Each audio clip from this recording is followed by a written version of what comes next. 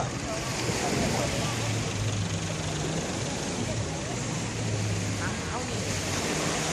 โอ้ดูเวลาเอาขึ้นอย่างนี้นี่เองเนาะขับขึ้นมา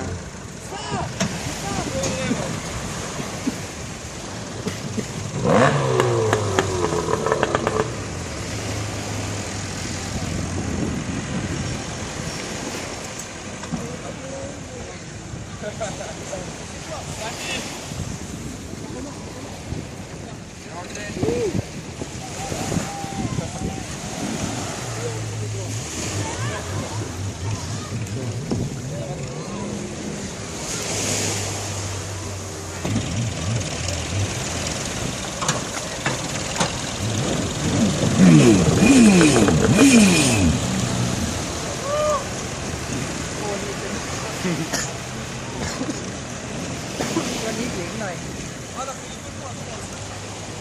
มีแบบนี้เลย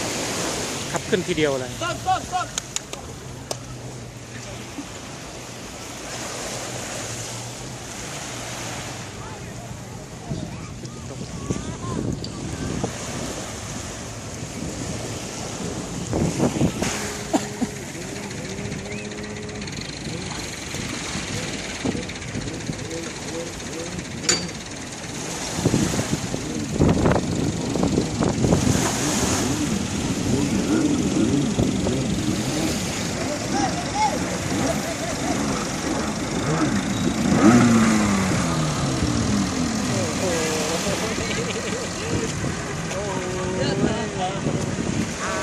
สุดยอด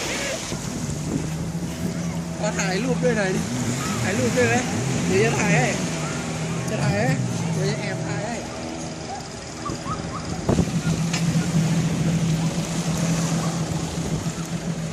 เรียกไปเลยนะเราผมถึงเองโอ้โหเจ็ดอะไรเนี่ย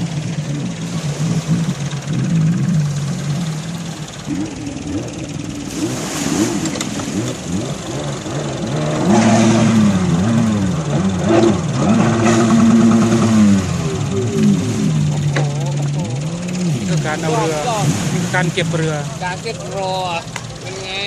เก็บรอเรือ เก็บรอ เรือสปีดโบ๊ท เราต้องสมมติเนี่ยโอ้ยเล่ไปจะอาย นายเดวิด